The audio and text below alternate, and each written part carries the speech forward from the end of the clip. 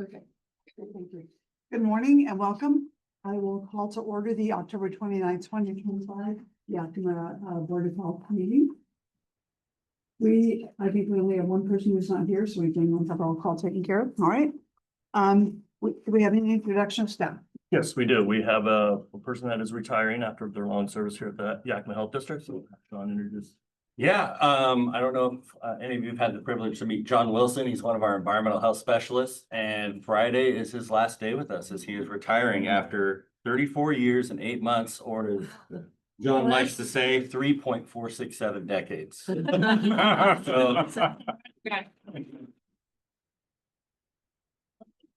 John has a wealth of knowledge and has always represented the health district well and has worked hard for us his entire career. And he actually trained me when I first came on board. So we appreciate John and his years of service very much, and we wish him the best in retirement. Thank you, John. Thank you. The John training Sean was probably the most challenging. Is that correct? No, he is. Well, he did well. I mean. If I may, one of the things that's really impressive about John is that he comes to work, and I shared this with the staff yesterday, very willing to serve the community. Some people, as they mature in their career, become experts, and John always felt like his job was to serve. So he always put in his full effort every day, which meant a great deal, and certainly was a wonderful example to new staff. So we'll miss you, John, and we appreciate you. Thank you. I did not have the opportunity to meet you prior to this, John, but I appreciate your 34 years and 6 months of service.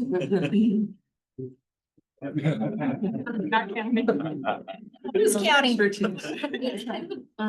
No chance you changing your mind on Friday? No. I actually have known John for several years, not for 34 years.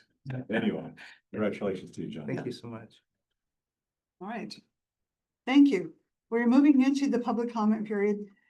So we are going to allow 30 minutes for public comment today. And I understand that within that 30 minutes, we can give each person who wants to speak today 3 minutes. That's fine. So when Mr. Ibach calls your name, just please come up to the podium and give us your name again and address the board. I am going to ask that we keep things really respectful today. And also that not to expect the board to engage in conversation with you. This is an opportunity for you as the public to simply share with us your thoughts. Having said that, we'll move ahead. Okay, we do have one written comment, so I'll go ahead and read that. It's from Janice. It's either Gutman or Gutman. I wanted to commend you for retracting your letter that involved ICE to address unlicensed food workers and safety concerns. However, I don't believe your work on this issue is over. Your approach has spread fear and misinformation throughout Yakima. I expect you to put out a public apology and recommit to building supportive programs. It is your responsibility to protect the health of those living in the Yakima area, not to add to the anxiety and fear of your constituents. We need to strengthen our communities during this time of rising attacks against democracy. Okay, and then for in-person comments, first person is Brian Korst.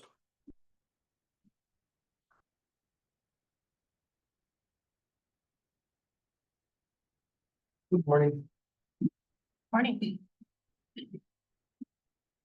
Brant's gonna bring a big book, but that's all I got today. So today I wrote to express my deep concern and disapproval regarding any correspondence or requests made by the Yakima County Health District to Immigration and Customs Enforcement to intervene in our community's public health matters. Such an action is both ethically troubling and counterproductive to the mission of protecting and promoting the health of all residents in Yakima County. Inviting ICE to enforce health code laws blurs the line between public health and immigration enforcement, two areas that must remain distinct to preserve community trust. The role of the health district is to ensure the well-being of everyone in our county, regardless of immigration status.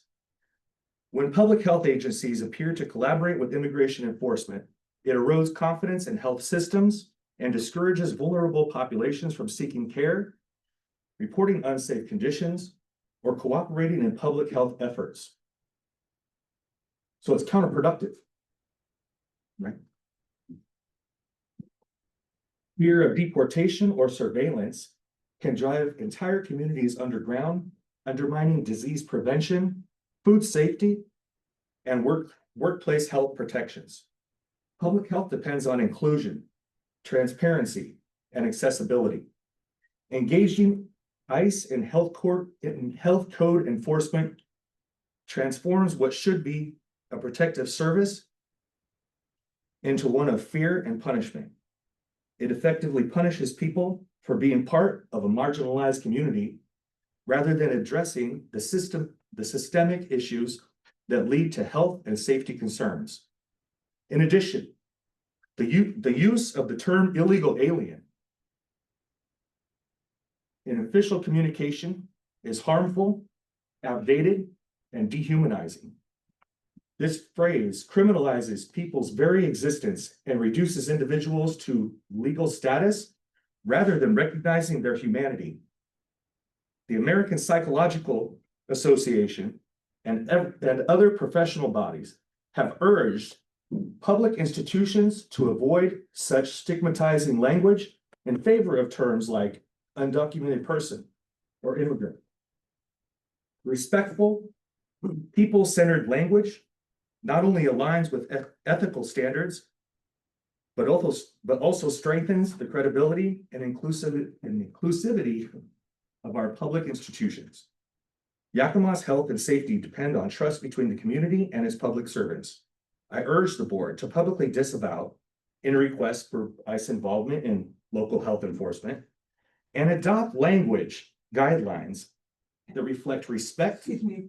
dignity, equality for all residents. Excuse me. Our shared goal should be healthy community, Time. a healthy community, Sorry. one built on compassion and fairness, not fear. You're not being respectful to the rest of the people Thank in the you. audience. Thank you. I'm gonna ask,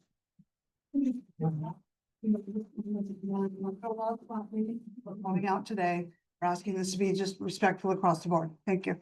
and I'm gonna ask, please, our board chair has allowed 3 minutes.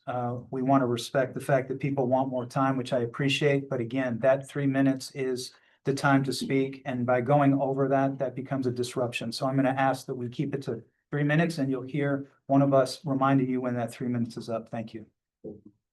Right, next up is Jared Sessler.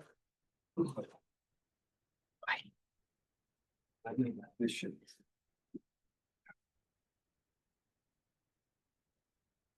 Good morning, everyone. John, thank you for your service. That's pretty amazing. My wife and I are celebrating 29 years of marriage on Friday, so you're 5 years ahead of us just working, and it's pretty amazing. Good job. Good morning, everyone. We are citizens of a self-governed republic. Every voice counts, but a Board of Health letter carries institutional weight because we are appointed under RCW 7005 to protect public health. Sending that September 3rd letter was exactly right. Lest you begin to question your authority or responsibility, I want to remind you that it is your duty as citizens of this great country and secondarily, but more pointedly as appointees of this board to do precisely what you have done. You are not law enforcement, yet your staff now needs armed escorts to do routine inspections. Repeat offenders return within hours of citations and fines. This is an organized contempt for the rule of law. This situation begs a broader question. Whose job is it to stop crime before it happens? In our minds, because we've been misled, we often say the police are here to protect us and to prevent crime. But the real and correct answer is, in a self-governed society, it is each of our responsibilities to ensure we do not violate the rights and liberties of another. What then is the role of law enforcement if it is not to protect us from each other? Our police start the process of delivering justice for those who choose to give up their rights by violating ours. It is not a stretch to assume the violators have no knowledge of self-governance by virtue of their choice to unlawfully invade our country, nor do we have much recourse other than to assist the authorities in deporting the invaders and appropriately holding actual citizen violators accountable. Legitimate tax-paying food businesses are being undercut and the public is endangered. If someone eats contaminated food and gets sick or dies, who answers? an unlicensed vendor who may vanish across the border tomorrow. I urge you today to double down. The letter cannot and should not be rescinded. You should go further, and I encourage you because there is no other line of defense to ensure safe food standards are upheld in our communities. Notify the sheriff to repeat and non-compliant vendors. Request that deputies begin impounding trucks, carts, and equipment immediately. I guarantee your field staff can quickly identify the vendors that have a history of non-compliance. Law enforcement is directly in their lane with these actions. You should hold the trust of the public for reasonable health standards, not dismantling interstate crime rings. Stand firm. The community is watching. Thank you. Thank you for sending the letter, offering your time on this board, for having the fortitude to do what is right in the face of opposition. I stand with you, as does every citizen who recognizes the value of public safety. And my question to you, which you don't have to respond to, is, it's been 2 months. How many Sir. people and organizations have responded to your letter? Thank you. Thank you. Mr. Sussler, next. Ezekiel Morphin.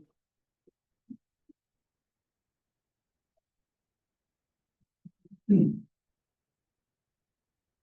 morning, buenos dias. This is my scheme. I got a question first before I start. This, I didn't hear roll call. I know might be a little bit later, but is Catherine Saluskin on board? You know? Yes, sir. I apologize, but this is a time for public comment. That was putting So- public comment or, No, you may ask the question certainly, but Okay. we're. I just wanted to, that was part of my comment for today. Certainly. Thank you for answering that. My name is Ezekiel Morphin. I am a concerned community citizen. I live in the Yakima Nation Reservation. First, I'd like to address my first statement to Commissioner Kyle Curtis. Thank you, Kyle, from the bottom of my heart, for your unnoticed bravery and listening to your community and just really doing the right thing by making a motion to retract the terrible divisive letter which targeted many Mexican and Latino people. Gracias. This was to Catherine, but I'm gonna skip a whole bunch. And there was a letter that was sent by tribal council members. And it states to the members of the Confederated Tribes and bands of the Yakima Nation how to respond if confronted by the U.S. immigration agents. And it said a whole bunch of things. One is carry your enrollment card, and this is where we live in. Ladon, next is Ladon Linden. I know you're a man of Christian belief. I myself consider a conservative Catholic. We have both read in the Bible 2 specific commandments that Jesus told us. You shall love the Lord with all your heart. The second one, he said, you shall love your neighbor as you love yourself. And that's in Matthew 22:39. And I do want to thank you for the other day for, reaching out to me and talking about last month's meeting and using the proper respectful wording and not labeling Mexicans as aliens. There is no aliens here. And that's for that gentleman over there as well. Lastly, I want to address Amanda McKinney. I'm very disappointed in you. After last month's meeting, the board approved to retract the letter. You continue to go on a radio talk show and go on newspapers and escalate the harm. Look, I understand we have a broken borders crisis, especially when President Joe Biden was in office for the first 3 years. He did a terrible job. I agree with that too. Terrible job. His last year, he tried to keep, control the border, but it was already too late. And I know we have a fentanyl problem in our communities and across America. But by calling ICE agents on taco vendors, come on now, really? What's next? Calling the National Guard to check for food permits? If this is about human trafficking, if so, It's time. I apologize. Thank you. Thank you. thank you. I appreciate it. I had no faith. Okay, next up is Janet, I believe it's Seeley.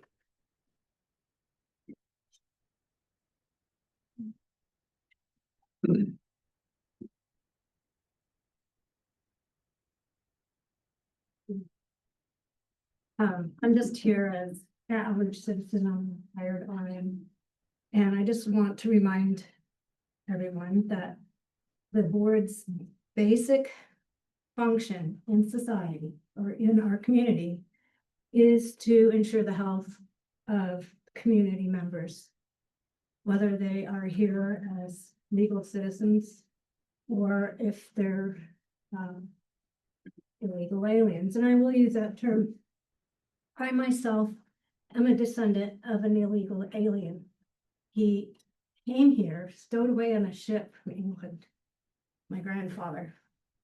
And he realized after being here for a time, he got a job. He worked as a butler.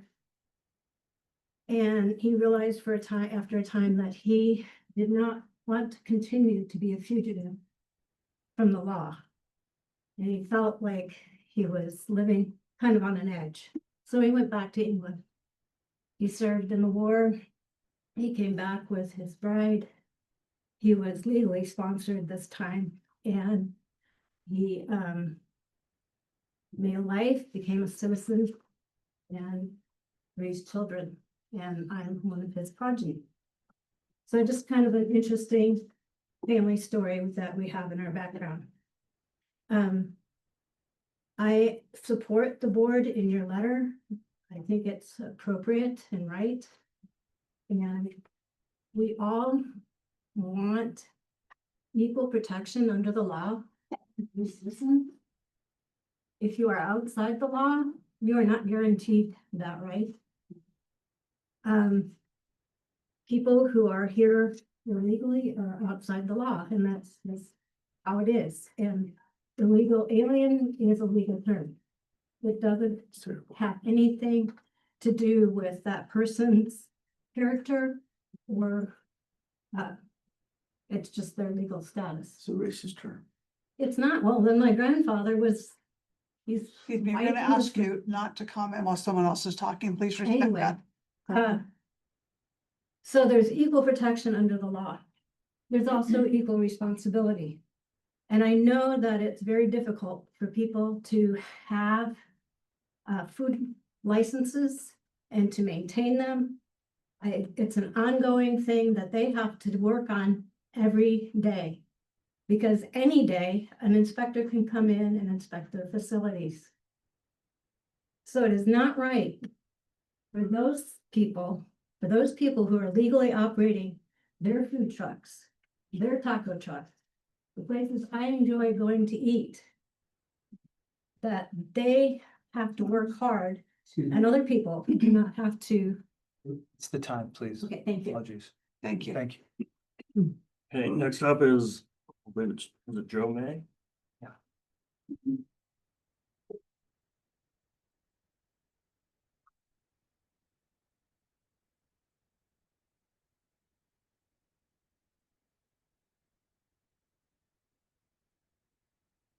My name is Jo May Ruiz from Penny.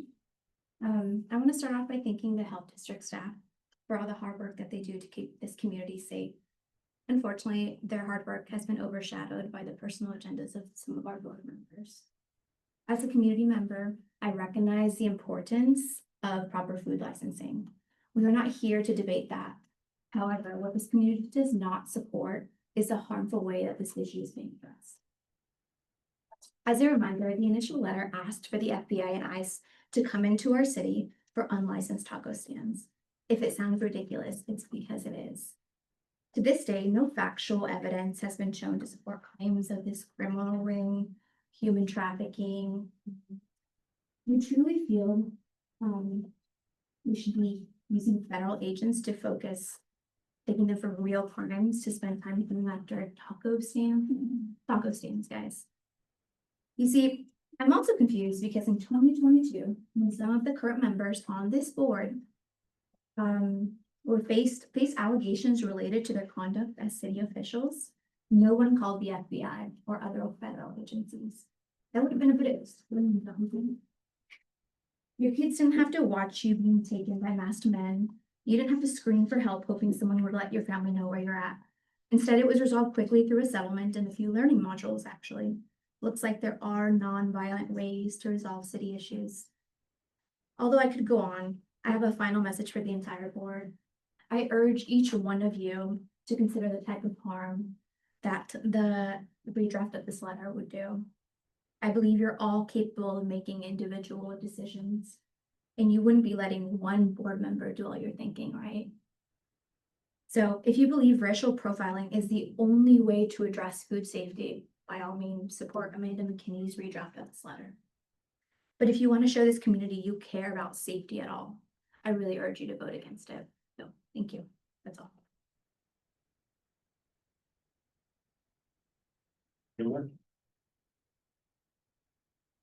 Hey, don't touch me. You don't not be touching me. Don't touch me. Be respectful. Don't touch me. I'm not your son. There you are. My name is Taylor Louise Winpenny. First, I just want to say how thankful I am for the Open Public Meetings Act. With a history of hiding such letters behind secret emails, it really is a small glimmer of justice that this community gets to see what you're doing. Now, the idea of revising this disgusting letter is an insult to our intelligence. You saw our neighbors sell tacos, and your minds didn't stop at unlicensed. You leaped all the way to organized crime and human trafficking. That is an absolutely unhinged notion. You have offered zero evidence for this fantasy because it is totally baseless. This prejudice was directed at our friends, family, and our neighbors. This fear, this division, this toxic climate that you created will jeopardize the safety of your staff and the wonderful work that they do. While they are out focusing on education, using bilingual outreach, building trust, you are manufacturing a dangerous lie.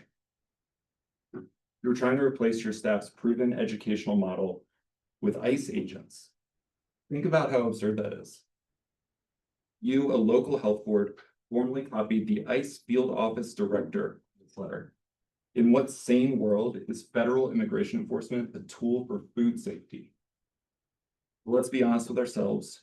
You wouldn't be calling the feds on a rogue pretzel stand. You saw people you perceived as illegal aliens, and it was all too easy for you to pivot from education to deportation. It's a disgusting abuse of your power. You weaponize public health to push a political agenda, shattering your community's trust, and sending a clear message that they are not safe, especially not from you. So no, we do not accept a revision. We need accountability for the fear you've caused. We need compassion for the community members you've targeted. We need a board that listens to their community's outrage. And we need a full public apology. And then we need you to prove to us that you're capable of actually doing your job. Thank you for your time. Again, do not respond, please. And I'm also going to ask that those who are our guests are kind to one another and respectful for each other's presence, so there's no division between you. That is all that we have that signed up to us. Well, thank you for everyone who participated today. Next on the agenda is an executive session to evaluate the qualifications of a candidate for appointment. The at-large citizen representative committee candidate, for RCW 42.0.110 LH. And we will go into executive session for 30 minutes. Up to 30 minutes.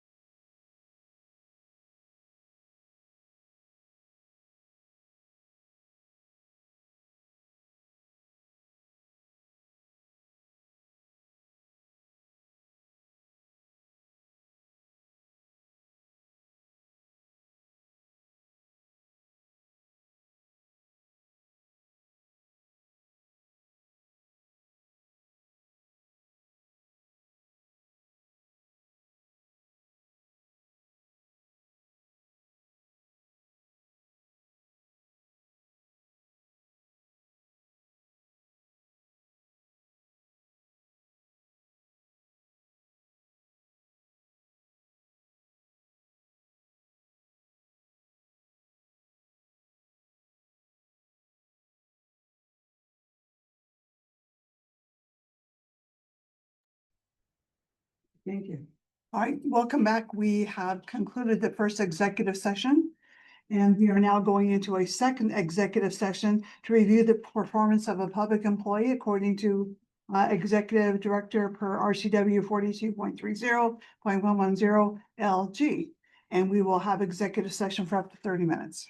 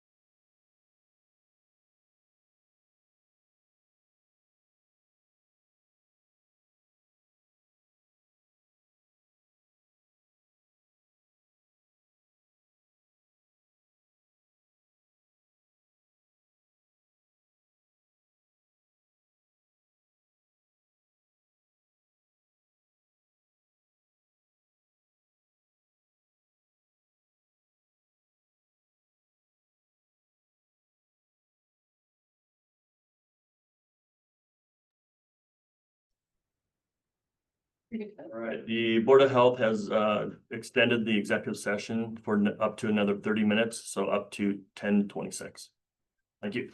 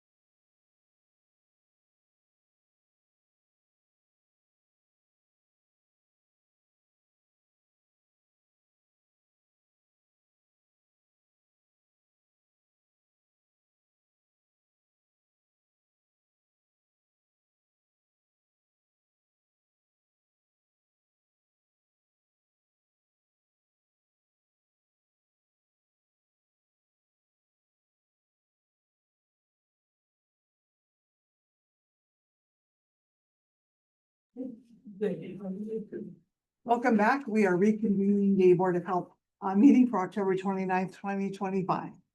Next on the agenda is the consent agenda. And the motion will be to approve all items listed with an asterisk and are considered routine by the Health Board and will be enacted with one motion.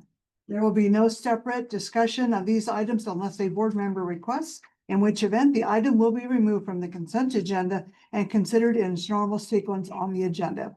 So, Mr. Ibach, would you read the consent agenda, please? September 24, 2025, Yakima Health District Board of Health meeting minutes.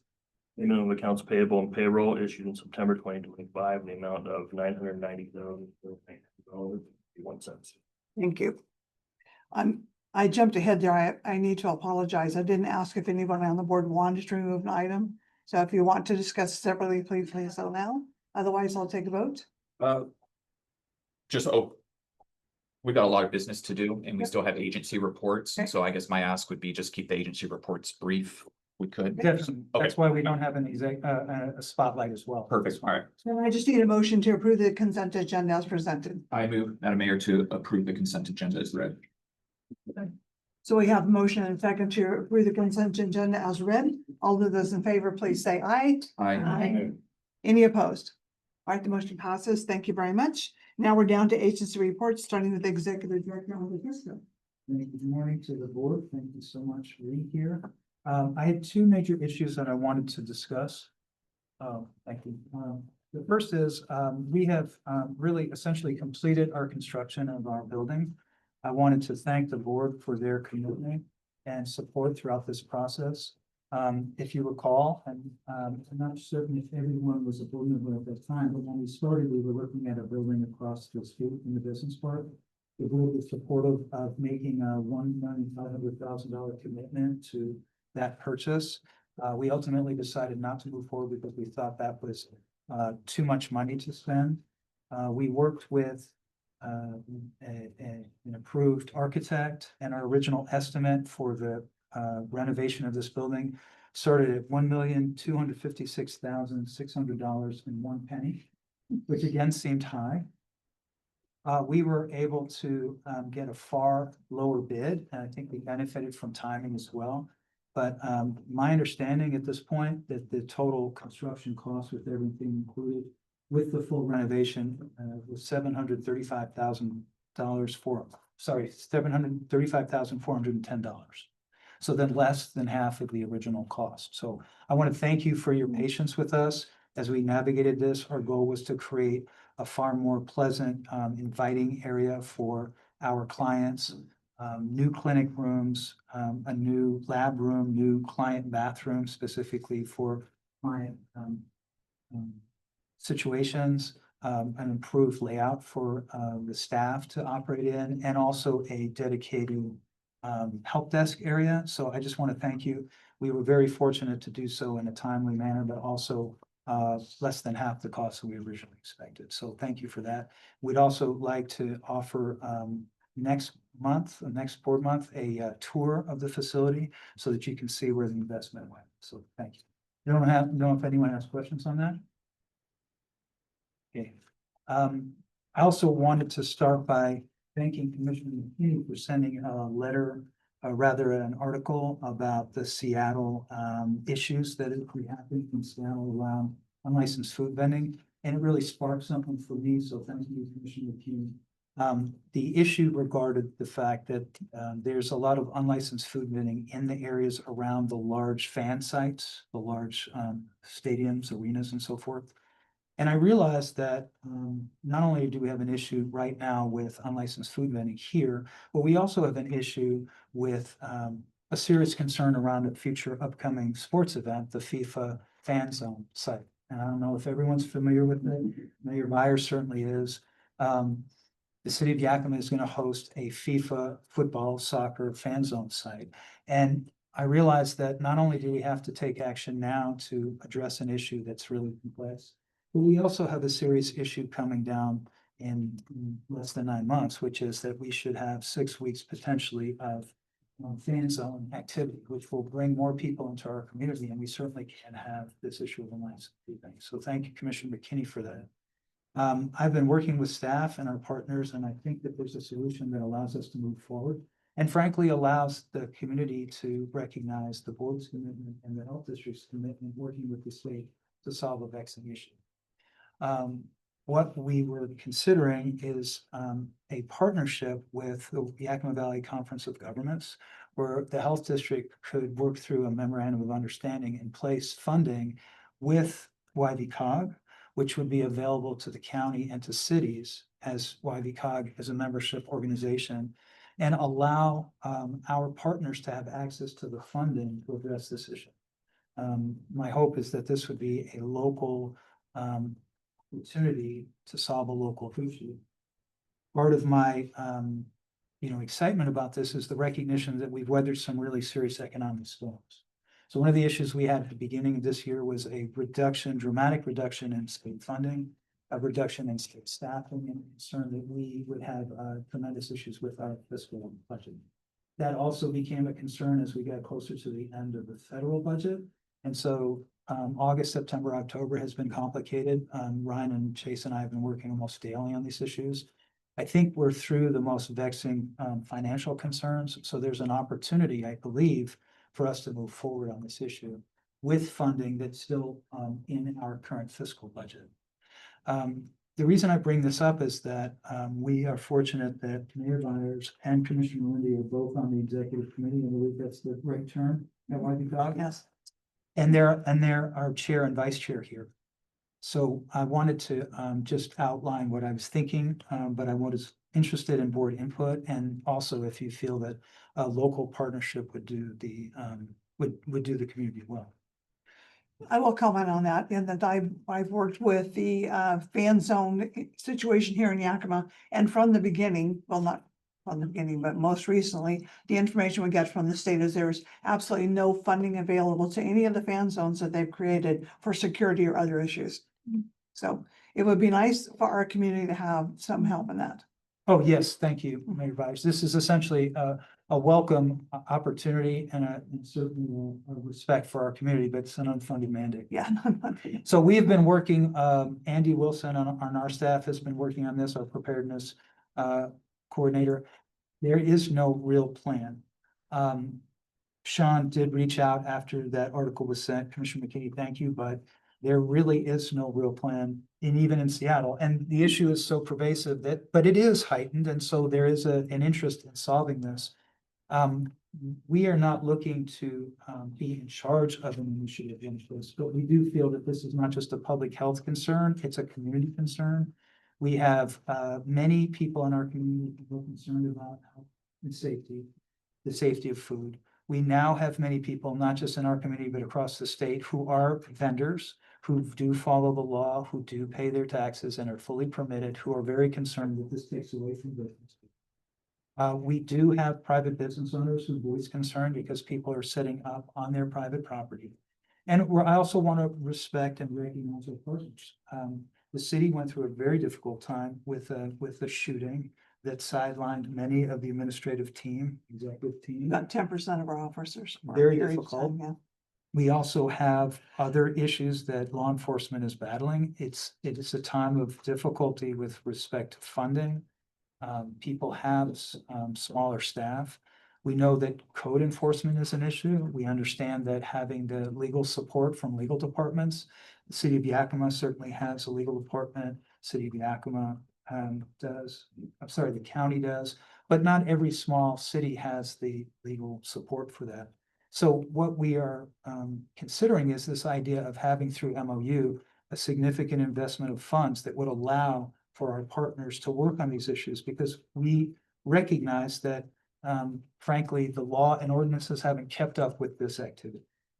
So we have not traditionally seen that. We have seen people who have not necessarily met the standard for permitting or unaware of permitting. We do lead by education, but this is, as the board has shared, and I think it's perfectly reasonable, that the board has been concerned about people who are actively looking to avoid legal representation, legal permitting, following the law, but not just public health regulation, but also issues around how they set up and just the idea that they are not even secrets. So what I was hoping to do was have a discussion with the board We have additional funding in our enhanced fund. We were concerned again through this last 5-6 months that we would have a huge economic problem. We've been able to weather that. We've been really fortunate to weather that as a health district, but we do have money that could come out of this current year funding.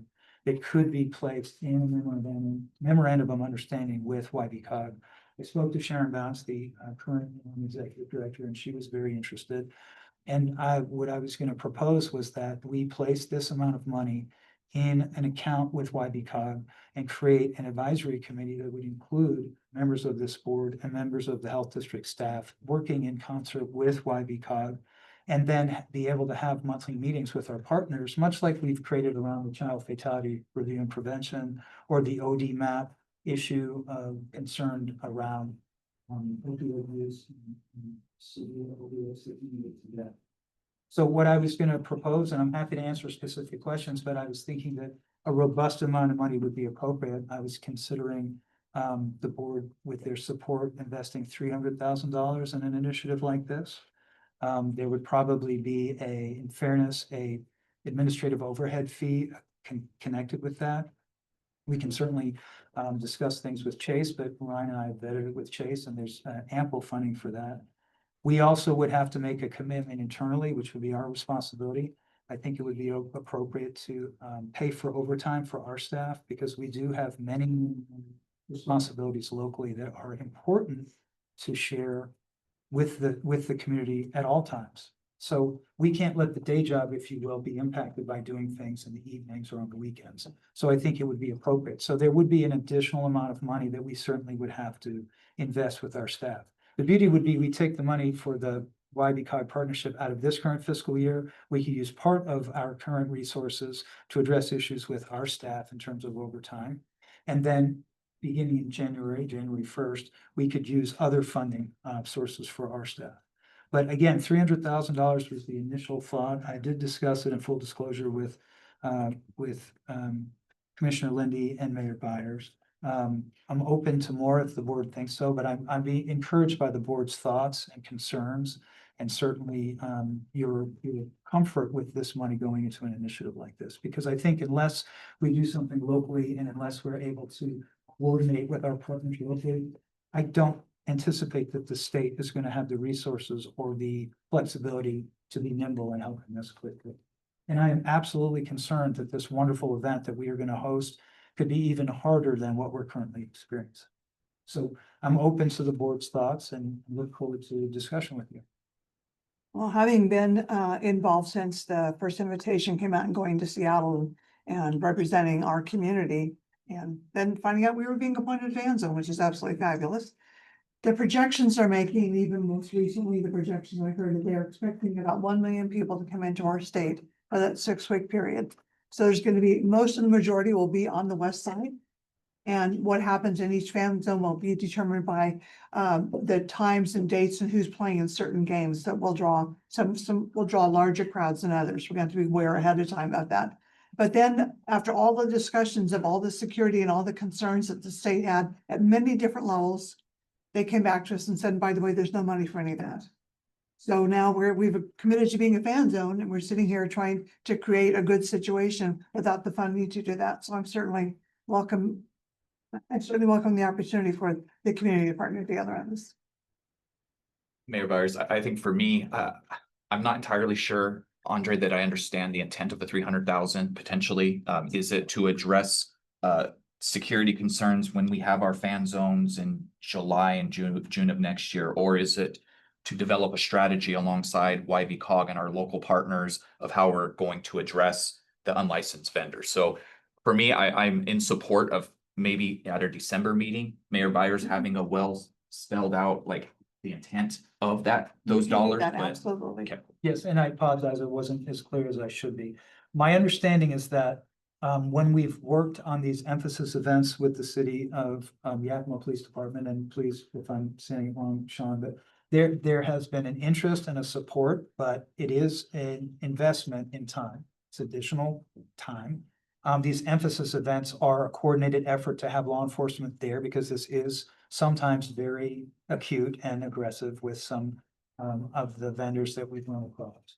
But that's a financial investment that the police department makes. Also, there's been a recognition that the police follow local laws. And so we want to make certain that the departments, the legal departments have the opportunity to talk about whatever the local ordinance allows. And then that bring that to city council. We found that people in code enforcement have been willing to be supportive, but the overtime for that is expensive. And so as an example, if you ask someone to be part of a 3-night emphasis event, Friday, Saturday, Sunday, that means that somebody often has to flex their time, which means they can't do other jobs. So part of this money to begin with would be to allow cities and the county to have access to reimbursement for legal costs. Certainly reimbursement for staff if they were to have overtime, to have the really a coordinated effort by the city council, police, and also codes to have the legal support that has to be written into statute. That's expensive. And so as we've had with the county on other contracts where the county has had access to funds from the health district and we receive a monthly invoice, rather than having an invoice, it would be a monthly explanation of, we had 3 staff who went out for 16 hours. This is how much it cost. Or we had perhaps a lawyer on staff spend 10 hours doing research, or code enforcement was able to work on whether or not, obviously, because that's part of the difficulty of moving forward is a misunderstanding governmentally about what is allowable, and it's also expensive. I mean, it is literally an additional responsibility. So when people say to me, and people have, well, why doesn't this organization do this? It's because we're living in a fiscally restrictive time and we have less staff. So I think it's only right for us to at least allow for the financial support. What I can do, to your point, commissioners, we can outline some of the options. We can talk about with YBCOG, the administrative cost, and we could outline what the memorandum of understanding would look like. That gives us, since we're meeting on the 3rd of December, that would give us more than enough time to have that approval made, have the agreement of the board, sign the MOU and transfer the funds. Again, that money would live with YBCOG. And that's another thing I guess I want to be very clear about. We are not looking as a health district to be in charge of this. This is a community partnership initiative. So I would look forward to that opportunity and we can certainly get you all the. Andre, I'm assuming that anything that was not spent would be returned back to the health district post. We could work on that. I mean, my anticipation is also that, again, to Commissioner Cruz's point, we have an issue now, but we also gonna have an enforcement issue come June, July of next year. So there may have to be additional resources placed. But I just think unless it's a robust amount of money, it may not actually serve the purpose. Right. So we can work on all those things if the board is in agreement with that. I like the idea of it, outlining it in December. Also, we'll have a better idea on, quite frankly, City of Yakima Police Department's capacity if the levy doesn't pass and they're gonna be eliminating several positions. So we'll have a better idea in December what that looks like. Sure. And in December also, and because we're meeting at the end of the month, the draw for games for cities is going to be in December, and we hopefully will know what days and times and how much attraction we think is gonna have in people coming into the city, so. And you know, one other issue when you're talking about this is that I would really encourage the board's involvement with this.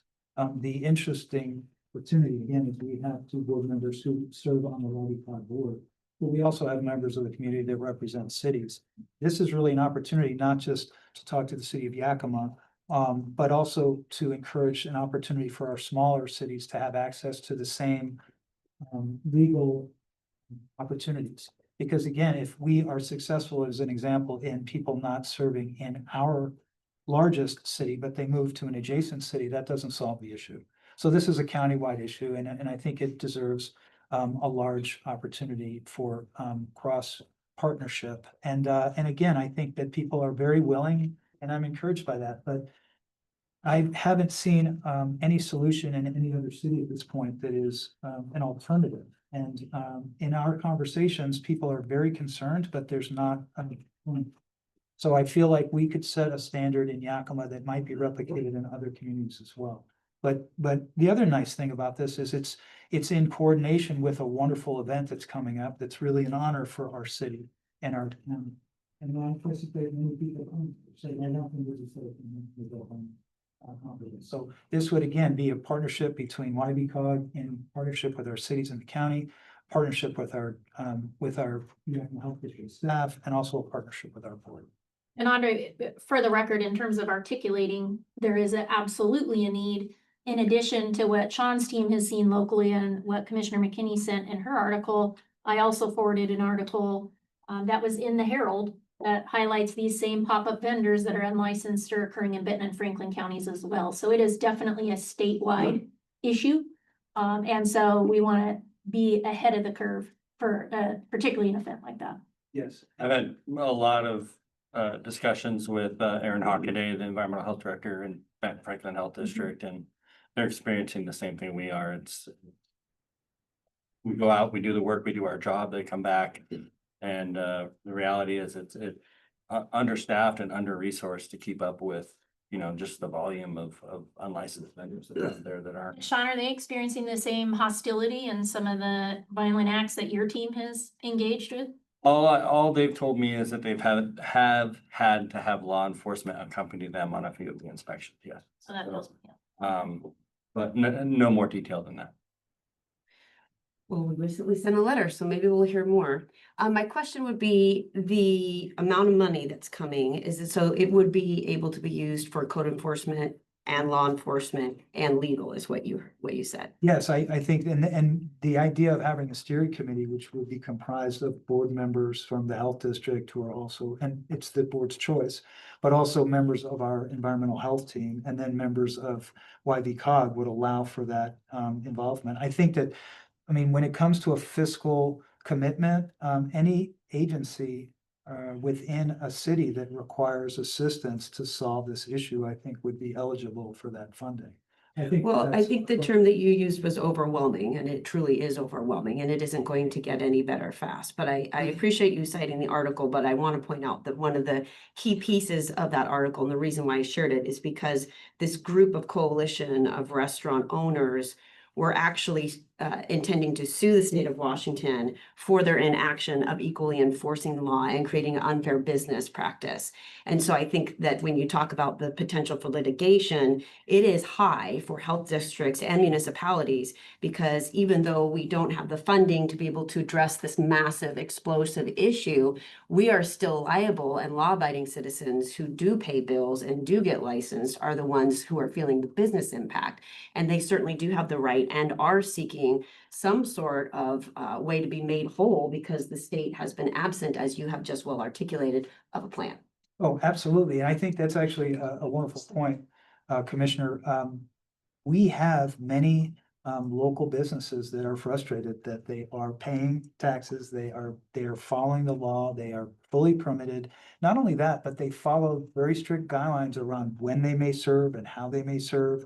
And I think that these are people, this is the American dream in action in our county. There are many, many people who have started with food vending and moved into brick and mortar, and it's a serious issue for them. So I think that this is a wonderful way to honor them. It's a wonderful way that the board and the health district can show a commitment to this issue. I think that it allows for, as you indicated, code enforcement and law enforcement and the legal departments of cities and frankly, city councils to have a coordinated response, which I think is also an unmet need. And I think that the cities are tasked with a great deal of responsibility. Added to that, trying to figure all this out real time.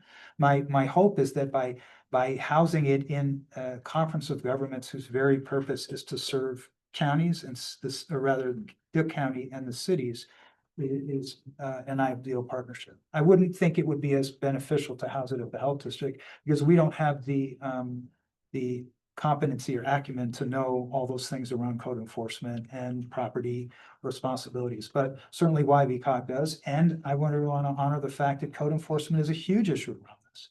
And from a legal standpoint, if there is the potential for fees or penalties or confiscation, it has to meet a legal standard so there aren't lawsuits. So it is a very, very touchy issue, an incredibly divisive concern, and a very serious issue around legality. So thank you. So we will bring this to the board's attention. And again, we're having an early meeting in December. We won't have a board meeting in November, but I can bring all that to you, and hopefully we can bring you a package if you like. If I may just ask, because again, I would like the board's support. The thought of 300,000 was to have a large amount of money that could seem ample, because we're talking about all of our cities in the county. If anyone on the board feels that it should be a larger amount of money, share it here, or if you wish to contact. We do have funding, and we can't access this particular funding after the first of next year. So we have an approved budget that has additional funds that haven't been spoken for at this meeting, which is why I'd like to act in the current year. And also it shows our commitment to addressing the issue real time. If there is room, certainly code enforcement from the county and the city would all the cities would benefit from this funding before the end of the year to continue our illegal encampments cleanups, because it continues to be a problem with all the folks who are illegally camping on right-of-ways, continue to cause, again, an untenable experience for people who are trying to operate businesses and people who are trying to go and use these businesses' services, and commerce is suffering at a hand of all the illegal encampments and loitering. So I think if there's not even just for that, there's certainly a way that we could well spend that money to again honor law-abiding citizens. And I will just comment, in fact, the letter that you mentioned, the city has now received some of the letter from that large group. And their legal pursuit is not just the state, it's gonna be every law enforcement entity who they feel is not doing their job. And health districts. And health district, right? Because we have a responsibility to protect public health, we have a responsibility to protect public safety. So that's all for my report, unless there are any questions. Thank you, Mr. Frisco. Thank you. Moving on to financial report from State Porter. Usually we go with Ryan next, is that okay? What happened? Did I miss somebody? Oh, I did. Go ahead, Ryan. Okay, so as Andre mentioned, the remodel is complete. We will be working with the architect and the contractor on Friday to go over the final walkthrough. Create a checklist of items that need to be done. For example, the women's restroom that doesn't close and open properly, will be on that list, so, and then. Never goes 100%, Ryan. Apologies. What's that? It's never 100%. I know, exactly, yep. Yeah, so then we'll be finishing up hopefully then in the next couple of weeks on anything that's on that list. And then the other thing that I have is it's time for Andre, our executive director's annual evaluation. So there'll be an executive session, the next board meeting in December, to discuss the performance of a public employee. And so what we'll be doing is sending out a questionnaire on beginning of next week, along with our accomplishments for 2025 and our goals for 2026. And then if you can fill out that questionnaire, get it back to, it'll be coming from Victoria and send it back to Victoria within 2 weeks, and then she'll compile all the answers and then send it out all the board for that discussion during the executive session. Any questions on that timeline? Are all of those comments received from board members a part of the permanent employee file? Permanent employee file. I will check with our attorney on that, yep. Any other questions? Okay, that's all I have. Thank you. Sorry about. That's right. And now we will go to Chase Porter for financials. Hey, good morning. We are starting on page 10 in the packet, or it should be up on the screen to follow along, is viewing the month of September. For the month of September, we had a monthly gain of 146,000, bringing the annual loss to the end of September to approximately $1.2 million. Our allocated budget through the end of September is $10 million for revenue, and we're actually coming in at 8.3. For expenditures, our allocated budget is $11.8 million, and our actuals coming in at $9.5 million. So we are approximately underspent in our expenditures by $2.3 million through the end of September. Next page, please. I am going to be reviewing quickly. If there's anything that you would like to speak for, please ask. So our enhanced project, our enhanced program, we are underspent. Through the month of September, about $1.4 million. We have $2 million left for that particular line item. Coming out of that line item, we are still expecting some building expenses between $300,000 to $400,000 for that. So there's plenty of room in the enhanced program for any additional expenditures through the end of December. Is there any questions of this part of the Moving into the next page. Again, just the total expenses, our actuals at 9.5, our budget is 11.7, so underspent about $2.3 million. So for the 2025, we have 5.7 approximately budgeted. And we have, with 3 months remaining, we have $6 million to expenditure without going over budget. All right, program pages, nothing I'm gonna speak towards here. We did receive some extra or catch up on some funding for our STI and our SNAP project, programs, and that's, the reason for a bit of a monthly gain, as well as our MAC and our investments, which is our normal money maker, so to speak. Any questions on programs? All right, skip into the last report, the cash flow. Through the, as expected, by the end of September, we received our FPHS funding of approximately $3 million. So our cash flow and reserves has $18 million come the end of September. So we were expecting that large jump, and we do expect that to start to tick down. Until January, we will receive additional funding for our flexible dollars in January, and that'll tick back up slightly. Any questions on the financial reports?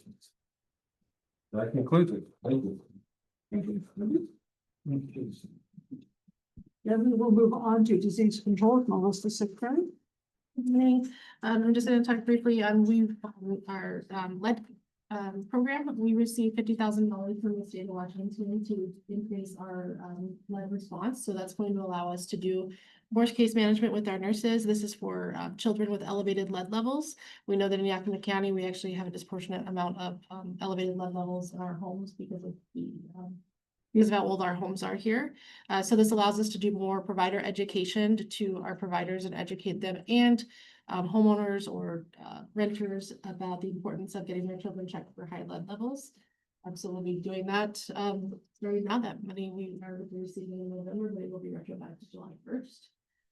And then we've had 4 additional new active tuberculosis cases. All of them are, however, in the same household. Those are being managed by Indian Health Services. So we are currently at 15 cases, with 8 being managed by YHD and 7 by Indian Health Services. And then we are just starting into our flu season. Currently, though, across the state of Washington, it is minimal activity. Okay, right now, we do anticipate that to go up as we get closer to the winter months. If there's no questions, I'll stop there for time. Any questions for Ms. Sickburn? Yeah, just a quick question. So 22 total TB cases right now. 15. Sorry, there's 8 by Oh, okay. There's 8 and 7 then. Okay. 8 and 7. Thank you. We are expecting several of them to drop off in the next few months, being managed by YHD. So. With 4 coming up all at once, are we expecting a rise? No, they were all part of the same household. Okay, thank you. Any other questions? Thank you very much. We will move on to our health officer, Dr. Dave Atterbury. Sure. So for the month, I report, I'll keep it brief. At the state level, we're still following for outbreaks, infectious diseases. The 12th case of measles for the year was found in King County. Unfortunately, this individual did have access to SeaTac Airport. It's an adult, previously vaccinated, and there's several counties that they're looking into for tracking any additional measles cases. The state of Washington and the DOH has an online tracking tool that you can find at the WADOH website. You can look it up on Google, but basically it's for tracking measles exposure potential. That is that. E. coli outbreak, or as we refer to it, STEC. Case was linked to raw milk cheese from the Twin Sisters Creamery in Whatcom County, and a recall has been issued for that. In the monkeypox virus arena, we have 2 additional cases that have been found in King County. There's a, I guess I'll call it less aggressive clade 2 monkeypox case. Those routes have been about stable. And then there's a more severe clade 1 strain, and that has been picked up in wastewater in the Pierce County area. So they use that as a surrogate marker. When you're picking it up in the wastewater, you assume it's higher in the population being served by that wastewater. On the federal level, I'll just make one quick mention of this.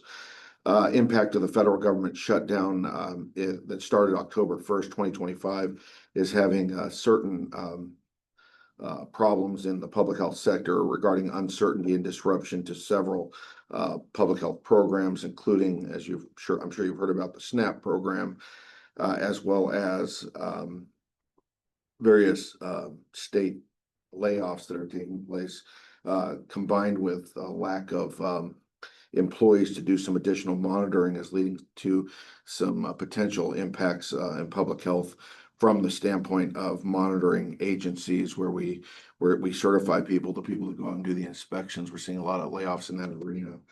So that certainly could have downstream effects. Governor Ferguson has issued a $2.2 million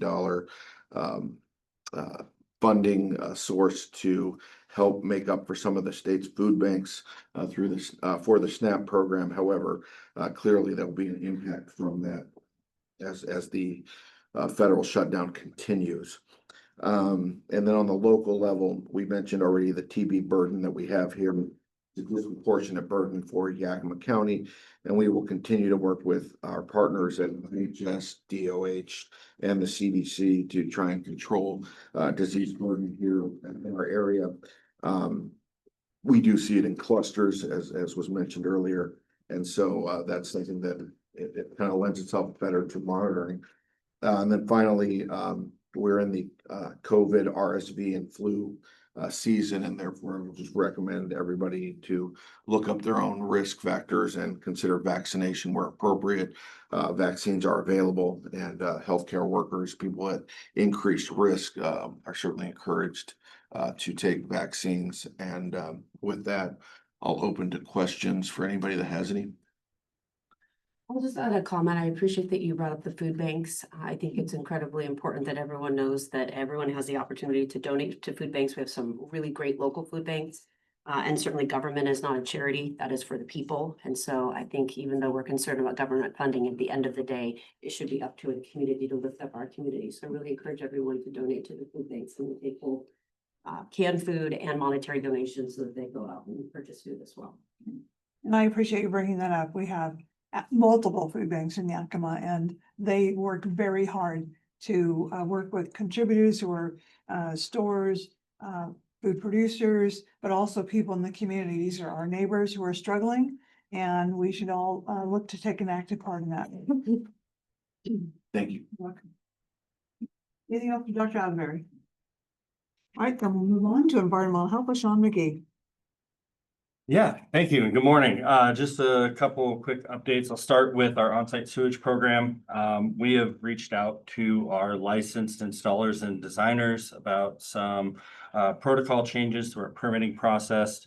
With the main one being that installers who are installing alternative, we call them alternative septic systems, but are more complex septic systems that require third-party certification on the proprietary products and components that are involved in those. And we will be reviewing the certifications for our septic installers that they have completed those educational courses. As we've been seeing an uptick in installers who are not, don't have the skill set or qualifications because they haven't been through the trainings to install these systems. And those systems have been found to be installed incorrectly or incompletely, and generally will, lead to failure in a shorter time period, or if not immediately, which ultimately is more money, more cost to the homeowner. Not to mention it contaminates their well if they're on a private well with high nitrate levels, so high contamination from the exact source on site. Also a concern. Those discovered those, they're unqualified installers. Was that a result of you going to systems that have failed? Yeah, and yeah, it's a lot of, we've been having several licensed designers that aren't necessarily local. They're in other counties, and so they're coming over here to do some work because, some counties are a little slow on septic install business right now. So they're branching out. So we have a list of licensed installers and designers. We've sent out that communication that if you would like to install these certain systems, to go out and get your certification. They're not hard courses to take. They're online, relatively quick, and they're provided by the manufacturer of these components or these technologies. John, may I mention something if you don't mind? Yeah. The responsibility lays ultimately with the homeowner if things are not installed correctly. So our great concern is that if somebody says they are licensed to do something, but they're not, if we have to ask them to make a change, that's ultimately the responsibility of the homeowner, which is a very tough place to be for people.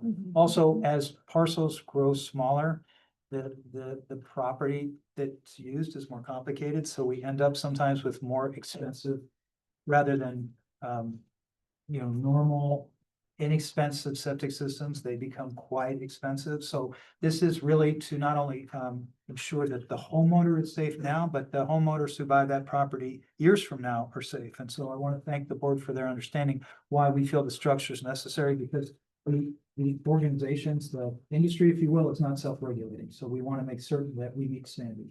And from a legal standpoint, also, we're talking about sometimes tens of thousands of dollars invested in these systems. If we were to say you can't use this system, that might become a lawsuit. So I'm really grateful to the staff for creating the structure that will protect both the health district and the homeowner. Sean, is there a cost for those courses you mentioned, for them? So, Okay, so that shouldn't be a barrier. shouldn't. Okay, all right. In addition to that, we've created kind of a expansion of our inspection checklist, because most of these systems require multiple inspections. And we've been experiencing some alterations to the site after we do an initial inspection to approve the system install to go further, which leads to us having to start from scratch in a new site on the property, which isn't always available. So we're starting a checklist that will document each inspection along the way, that it was approved or disapproved by our inspector, and capturing the installer signature on it as well to document that process. This is all being done with a goal to ensure the quality of the septic systems that are being installed. They work correctly. They will, stand the test of time, so to speak. And ultimately will save homeowners time and money. And the health district time, the contractor time, it saves time overall in the long run for everyone. So the people that you're approaching with the opportunity for education, are those people from out of this area who are not licensed from here? We don't know that.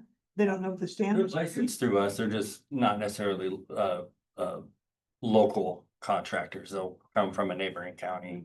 We do have a few here locally that will take on a job, and we'll then find out they don't have the right certification, but So they'll go get it. because the responsibility ultimately lies with the homeowner, is that notice going to the provider, or are those notices also going to the homeowner? The notice, We provide the homeowner with a list of licensed persons in this area. so what we do is we send out emails to the designers and installers of this update.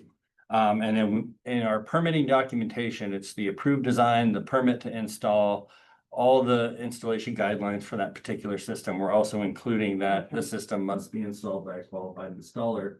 That typically goes back to the designer, who then also gives a copy to the homeowner. So it's all well documented that the installer that is putting in the system must be qualified for that specific proprietary technology. So yeah, everybody is being made aware of that requirement. Well, is that readily, are we making it known? So if I'm a homeowner, I'm acting as my own general contractor. Are we advertising like contact the health district? Like maybe I don't know who has the proper certifications. Are we voluntarily saying contact us? We have a list of 5 people, 10 people. Yeah, we'll have lists as we're having installers provide us copies of the certifications. We'll keep those on files. So we can break out our list of who's qualified to do, low rich technologies versus new water versus just standard gravity. So, Right. And of course, listing that it's not an all-inclusive list, just that they're current. Yep, I would just ask members of our community and professionals in the industry to actually read our letters and in the permitting packet. Someone That's needs step to one. come to get the permit initially. The big system, so the communication starts Yep. there. So it goes to the homeowner as well as who they contact. Yes, absolutely. The last update I have is we have 2 open environmental health specialist positions. due to John's retirement and another member of the team lateraling to a different division. So we're going through the process for that now, and we should have that decision made in the next week or two, and yeah, we'll announce that at the next meeting. Thank you. Any other questions for Sean this morning? Any update on the unlicensed food vendor issue, and how are things going with that, with your inspectors and stuff? Right, to reference Andre's update, we're working on a plan internally of how our staffing schedule is gonna work to be out in the field more, and what our approach will be if law enforcement is available to respond with us versus if they're not, and how we approach that. That's where we're at right now. We certainly have staff safety at top of mind. But we also see the need that we need to have a presence out there. So we are coming up with a plan that we can be out there consistently, nightly for an extended period of time to address the issue. Sean, am I hearing correctly that it hasn't improved then? It's still, There are still many vendors out and about across the county. I think that I would like to propose that because you're documenting your time and also the effort, I do think it would be important to better be able to answer the question in the future that Alicia's just brought up, which is how do we know if it's getting better? I think it's also important that if we're spending money, and certainly might be advocating for money in the future to address this issue if it is not curtailed soon, we should be able to track and should be tracking how much employee time we are actually spending specifically on this issue. That will allow us to track if there's a reduction, but certainly it allows us to advocate for future funding from the state and federal government should some funding become available. Because as you had said earlier, this is detracting from other missions. There are building permits galore, other licensed individuals that need environmental health services to be there working normal hours. We have events coming up significant to the community that we need to flex for. So I do think it would be critical for us to make a concerted effort to track this very carefully. Thank you, Commissioner McKinney. We've actually started that process. Last week, we're going to be having Ryan, Chase, and Sean meeting to talk about what an average cost is per hour for employee, and then what that would be with overtime. And also, we have to vet this through. We have our current contracts with our union regarding EH. So that's the reality. Also, there's other staff people at the health district who are impacted by this, not just the EH staff. So that's part of our general awareness so that we can actually track it and have a forecasting tool to see how much it costs. and Andre, also, are we tracking like date, time, location, so number of incidents? Because obviously with anything, unfortunately, we see it with the overdose epidemic, you get more efficient, right? Responding when it's more frequent. And so not just time, but we need to see are the numbers going down in terms of number of incidents and who are the repeat offenders? Yeah, and we can build, simply, spreadsheet to log encounters, but we fill out our legal forms as well, our inspection forms to document these encounters as well. Because we're evaluating, whether they're unlicensed or not, they're still a food establishment. And when we inspect or investigate the operation of a food establishment, we put that down on our inspection form. Can we get something in the next meeting, Andre, that kind of documents, what you've been able to put together thus far from a trending standpoint? Yeah, that's part of the plan we're working on is it needs to be well documented and tracked and all the information we gather from the time spent on this needs to be able to be referenced. But Alicia, to your point, we could actually, that's a great point, is to actually have a form of some sort that we fill out, because again, we may have people from different departments within the agency, so we can do that. Well, when the county or other municipalities typically have threat of lawsuit for inaction or unequal enforcement, the best foot forward is always to show that you are doing the best with the resources you have to address it. Sure. And document it so that you can say, we're also not advocating for more funding so that we can do more, so that rather than a dereliction of duty, it is simply because of lack of resourcing. So I think for protection against litigation, it's incredibly important that we put our best forward on this effort. Go ahead. On this note, I just thought I might share that I've had some dialogue with a member of the Sunnyside City Council because they're one of the cities that have been impacted by this. And he had told me recently, I asked how they're progressing there, and he says, actually, we've been able to solve the problem in Sunnyside. And I said, really? And how have you done that? He says, well, we've made it, we've worked with code enforcement and we have talked to the property owners because what they see happening with some of these food vendors, they were putting waste into their waste system, polluting their own system. And they said, you can't do that. And they had code enforcement do that, and the property owners have stepped up and basically kicked them off the property. And they have involved code enforcement as well in that process. That having been said, they've probably gone to somewhere else, but they have kicked them out of Sunnyside. So, yeah. I did want to forewarn the board that we've been told repeatedly that some of this is seasonal. So as the temperatures lower and it gets muddy and colder and snows, you may see less unlicensed food vending. I just want to be candid that doesn't mean the problem's solved. And in fact, we would anticipate it coming back in the spring. So that's actually one of the reasons why we find it ideal to start working on it now, so that we can prepare for what could not just be an explosive increase in those members during the seasonal time, like springtime, but also in advance of FIFA. So we'll absolutely work on this. Thank you for the idea of the structure. And I'm glad we're talking about the full impact on this agency, because it won't just be environmental staff. It'll be administrative staff and finance staff and so forth. So thank you. Madam Mayor, point of order. Our board meeting is scheduled to 11:30. I'd like to know if the board intends to keep quorum and move forward past 11:30, because I'll need to move a few things in the calendar. The board could decide to set aside certain matters and move forward in the discussion, please. Because I would like us to complete our business today up until 11:40. Would you do that? If you're looking for vocalization, I'm prepared to stay for as long as needed until the business is concluded. We do have a budget to approve, so. Okay, nope, I've got my answer. I'll Okay. cancel my things. Thank you. Right now, we'll move to public partner health. Public health partnerships, excuse me. Yeah, thank you. So in the interest of time, I'll just share one update. Happy to answer any other questions about other initiatives afterwards. My one update will be about an event that took place this last weekend. We hosted our second firearm safety event in partnership with Safety Yakima Valley. We were pleased to be able to join their event In the rain. in the rain. That's right. 4 hours. For 4 hours in the pouring rain.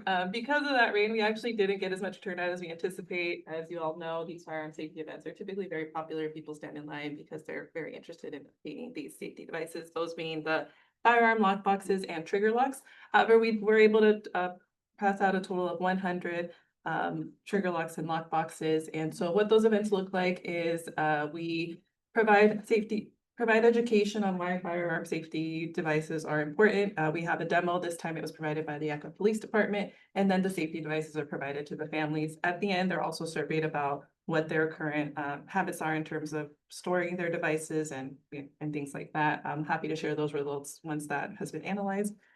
But yeah, so that was a great partnership. We, as mentioned, we were originally going to have it at Cabela's, but we decided to partner with Safety Yakima Valley.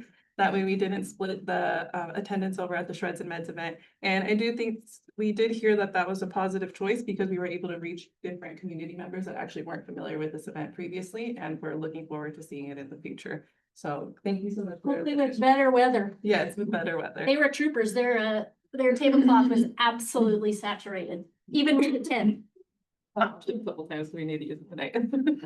Yeah, it was a fun event. They also, Department of Corrections had their canine dogs there too, because the donations for Crime Stoppers benefited the canines. So it was a very well received. People came out in the rain. Very nice. Thank you. And that'll be it for me for this month. Thank you. Any questions for Ms. Bravo today? Now we'll move forward with community programs with Gabby Alvarez. Hi, good morning. I'll do a brief update on developmental disabilities today. So at the beginning of October, we briefly audited. They conducted an audit to evaluate our compliance with our contract with the Mental Disabilities Administration, which is now DDCS. The review included client files, community inclusion plans, individual employment plans. Overall, the audit reflected a strong performance. Previously in 2023, which was the last time that we were audited, they did give us some feedback to improve community inclusion plans. And this time we scored an overall of 20 out of 24, which is 83%.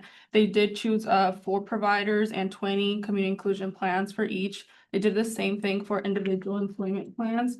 Individual employment plans scored 19 out of 24, which was satisfactory, which we'll improve on for next time. Other than that, there were no findings and some minor changes that we need to do for our monitor tool that we use to audit our providers. And that is pretty much my report, unless there's any questions about that. Any questions this morning, Ms. Alvarez? No findings is good? No, thank you. We had a great event though, at the beginning of October. Oh, yeah, we also did have an event. I was trying to keep it brief, but we had a great event, our transition event that happened at the beginning of October as well. So it was a really busy month for Dee Dee and it went overall really good. We had lots of families that showed up, different things, conversations about transition. So that was also a great month for us. Thank you. Thank you for bringing that up. It's worth noting. We appreciate that. All right, any other questions? If not, then we will move on to item 8, which is unfinished business. Item 8A is the 2026 budget hearing. So I believe that's before you're going to start the conversations. Sure. For the year of 2026, we have a proposed budget of $14.4 million. We have 44 FTEs budgeted for 2026, which is a reduction of 1 FTE from this year. Our current year budget for 2025 is $15.7 million. So we're seeing about a approximately 1.3 reduction in budget compared to this year. So we are seeing a bit decline. However, we do have a good budget for our operating and our enhanced. Something a little different that we're doing this 2026 is we're using some of our enhanced budgeting for EH help desk operations. That's really the only change as far as overall budgeting year over year. Does any of the board have questions for Mr. Chase at this point? I have not received any. And then I'm going to open the public hearing portion of this meeting. Is there anyone in the audience who wishes to make a question or a comment on the 2026 budget? Hearing none, the public hearing is closed. Now it's back to the board. I move to approve the 2026 proposed budget. Second. So we have a motion and a second to approve the 2026 budget as presented. Let's go ahead and for the sake of record, keep a roll call vote on this, please. All right, if you're in favor of the motion, please state yes. If not, please state no. All right, Edie Dibble. Daleen. Yes. Lupita. Yes. Mr. Curtis. Aye. Alicia. Yes. Mr. McKinney. Yes. Mr. Lindy. Aye. And Mayor Byers. Yes. So that is 8-0 and the budget is approved. Thank you very much, council. Thank you. Thank you. I'm lost in my point.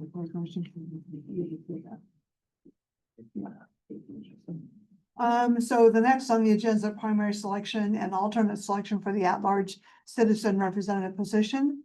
And how we will approach this is we will simply go around, ask each board member for a first and second choice. And Mr. Ibach is going to he's the numbers guy.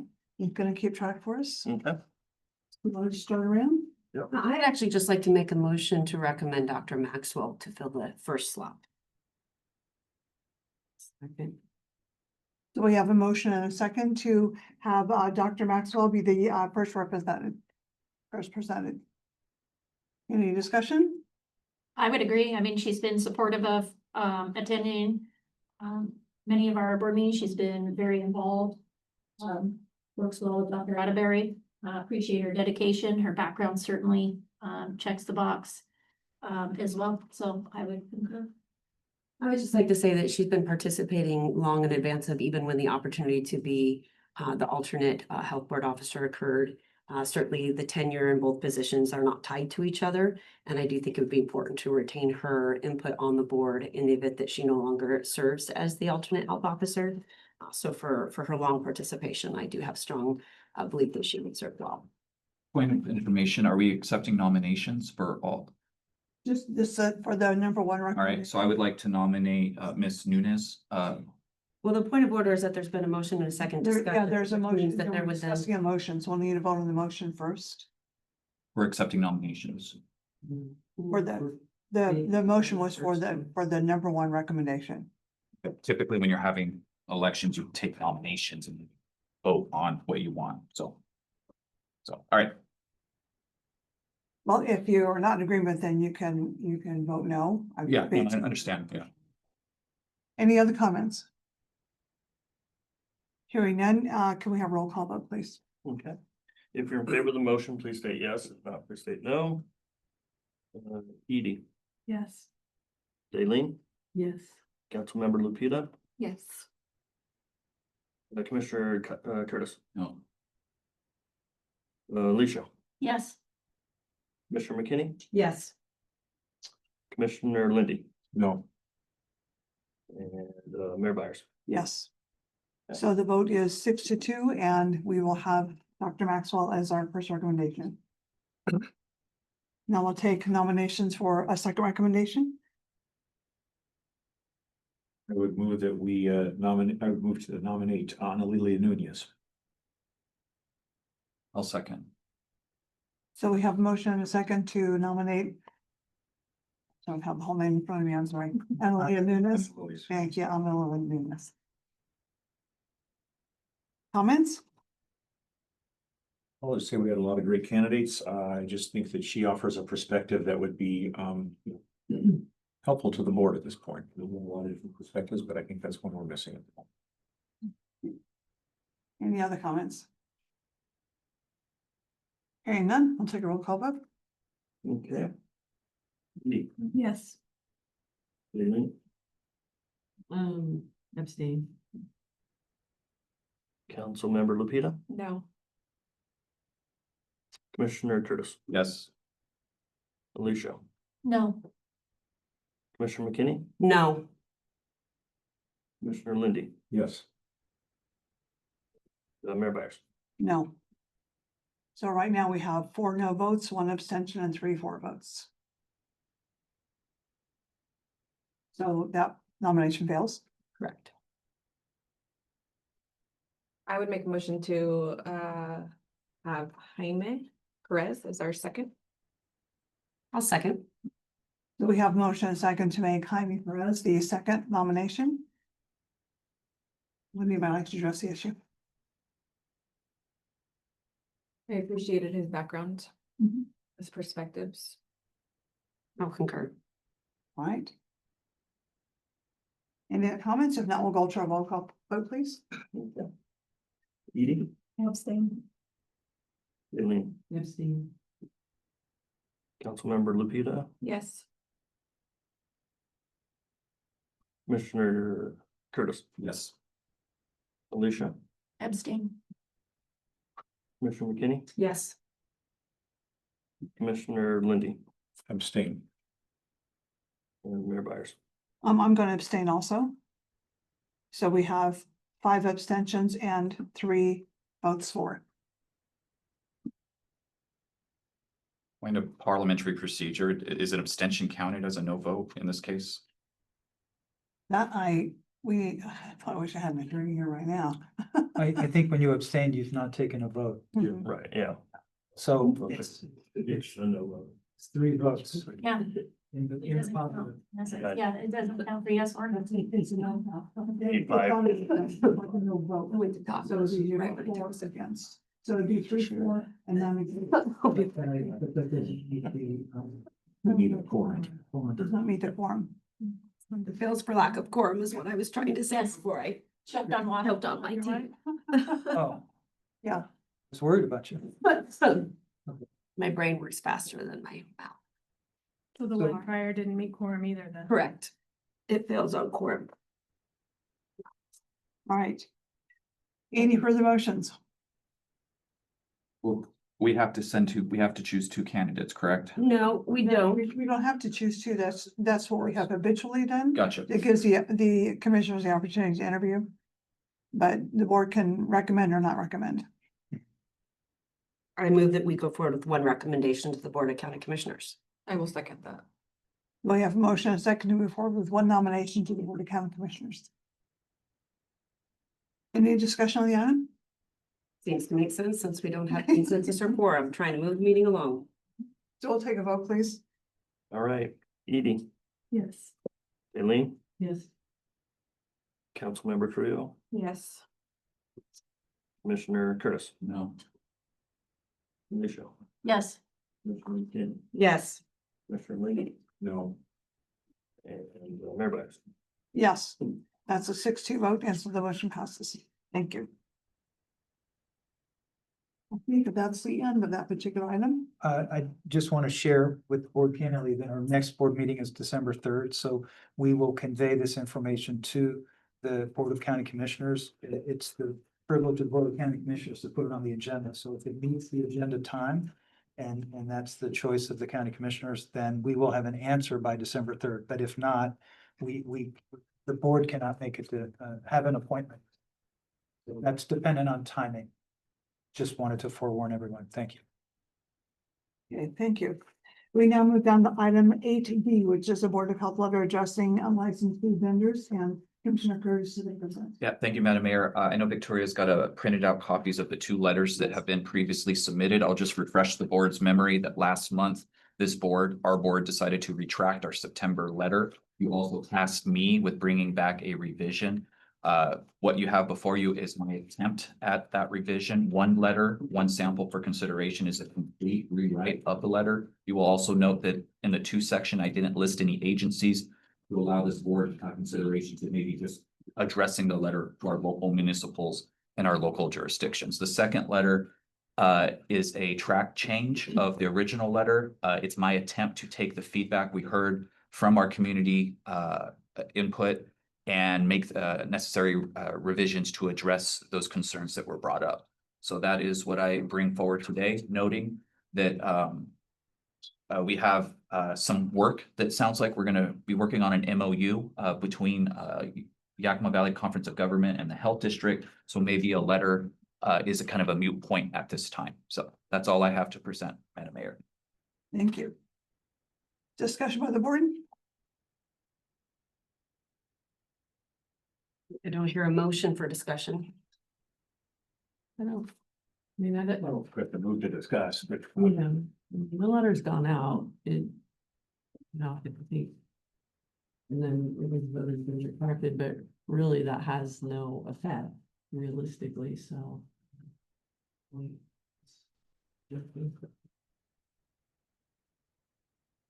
Well, I guess I'll just say what I said last time, is that I think we needed to send a letter out. I do think we need to send it to state and federal agencies since it was an interstate issue involving not just public health and safety concerns, but very real concerns that were brought up about human trafficking. That having been said, I think it was a mistake to involve immigration as part of the discussion. And I don't think we need to send it to ICE.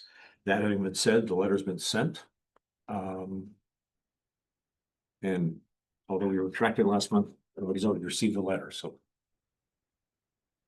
So I would just offer that I think it's interesting that we would say that we would not want to involve all federal agencies in addressing it so that they could best determine who would be the ones to coordinate and address this clear law enforcement issue. Had we had gun owners show up and say that they didn't want us to address it to ATF because they were concerned that it would mean more ATF people in our community who would be knocking on the doors of people they suspect of owning guns, would we remove ATF? I think the goal of the letter was clear, which is that there is indeed a significant issue that is cross-jurisdictional. And it was also clear that the health district is not equipped to address this issue. It is a law enforcement issue, which is why the letter was addressed to every possible federal and state and local law enforcement for them to decide, not for the health district to partner with law enforcement. That was not in the letter. The letter was, we're alerting you law enforcement to an issue and to our governor and to our attorney general, the lead law enforcement officers in this state. You figure out how to deal with this problem. We are not equipped with it. So it seems wholly inappropriate that we should assume or presume that not every agency should be involved. That is for them to decide. And so I stand by everything that was in that letter. I regret being absent. It was an absence that was pre-planned. I would have loved to have heard the entire commentary that was provided to be here. But everything in that letter was true. And I'm pleased that it had unanimous approval in the previous, and I think it is wholly inappropriate and absurd to retract a letter that has been sent and received. We should move on. And I will state that, you know, I think that there's a lot of misinformation out there in terms of the intent of the letter. Obviously, health district staff did not feel safe. They had escalation of issues. They saw signs, as did local law enforcement, of potential for human trafficking. This is not just a quote unquote permitting issue.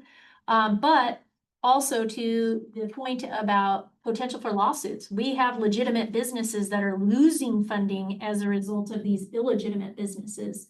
And again, it isn't the health district's job or the Board of Health to determine, are they committing any other sorts of crimes? That's when we were responding to staff in kind saying, we can't do this alone, we need assistance. This is escalating. Some employees are feeling threatened.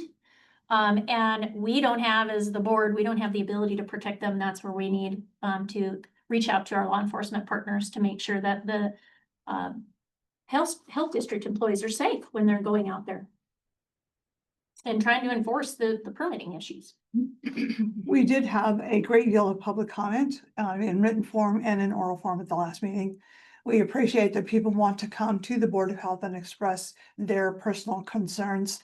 What I heard, and while I heard their personal concerns, I also heard, in my thinking, a total misunderstanding of what the Board of Health was attempting to do. And that was to solve both a threat to public health, that the public health district and staff were not able to maintain the levels of need at that, and also to address the criminal issues of what were occurring with that.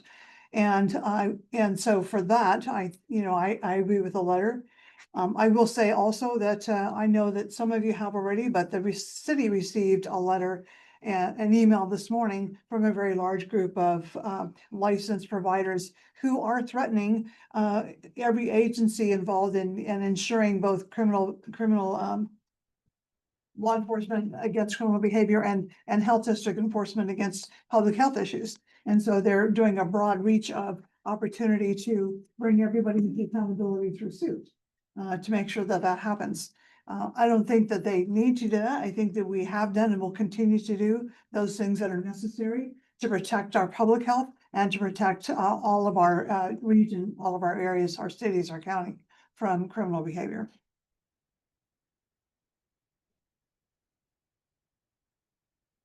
And I also want to personally thank Commissioner McKinney for being the only person to take on the challenge first time writing the letter. And then also to Commissioner Curtis for the time and effort he put into producing the other letters for us. That was a big job for both of you, and I really appreciate that you did that.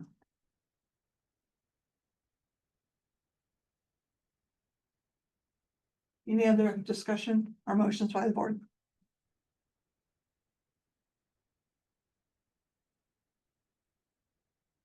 Hearing none, we'll move on to new business.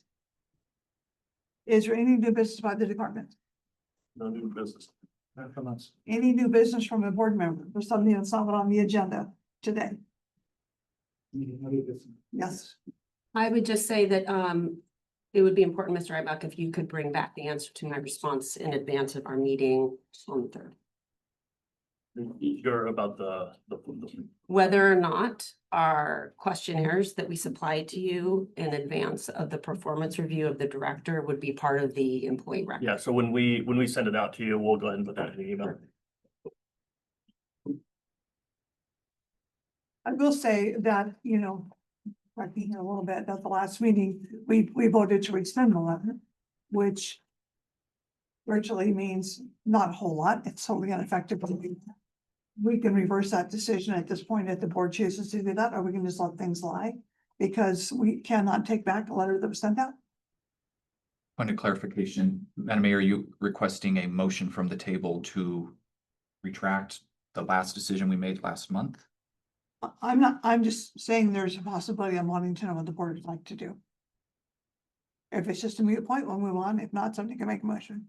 For me, I think it is a moot point. I said it last month. I made a mistake, voting for that letter that we previously submitted. I own that in my individual capacity. With that being said, I think the step forward that's been outlined with the MOU between YVCOG and trying to address this challenge locally, I think is the best step forward.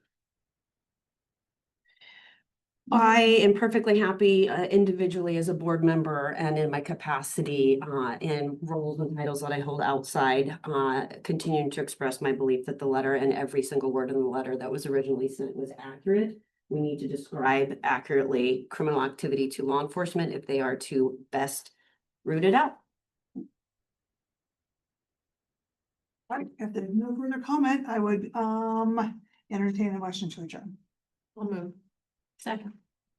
So we have motion and a second to adjourn to the next Board of Health meeting, which will be December the 3rd, 2020.